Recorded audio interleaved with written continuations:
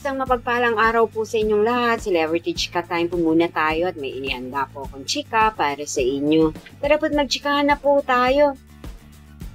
May Mendoza at Alden Richards, narito po ang kanilang latest updates na ating aabangan. Yes, mga maka-Celebrity Chika Time, yan po ang ichichika ko sa inyo. Nalubos rin pong usap-usapan ngayon sa social media ng mga netizens, lalong-lalo na nga po ng mga followers at supporters ni Mengay at Tisoy.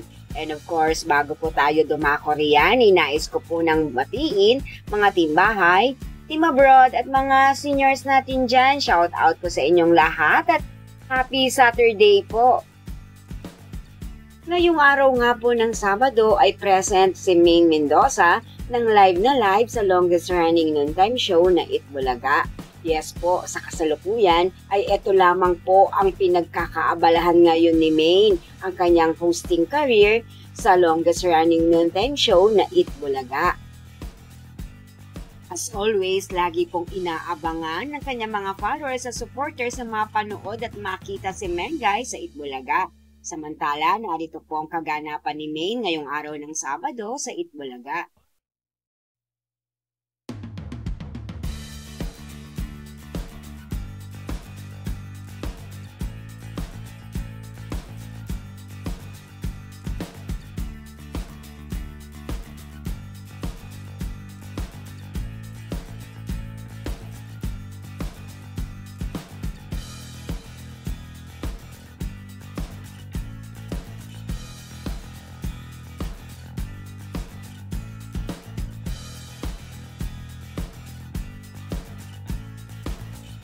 Samantalang Asia's multimedia star na si Alden Richards sa darating nga po na June 12, 2024 ay nasa Davao City naman po ito.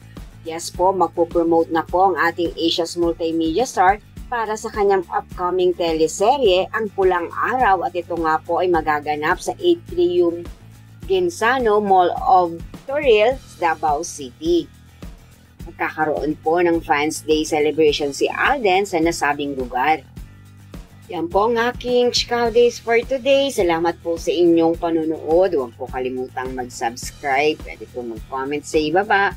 Basta wag lamang po harsh o nakakasakit sa isa't isa. Salamat po muli. Spread love, not hate.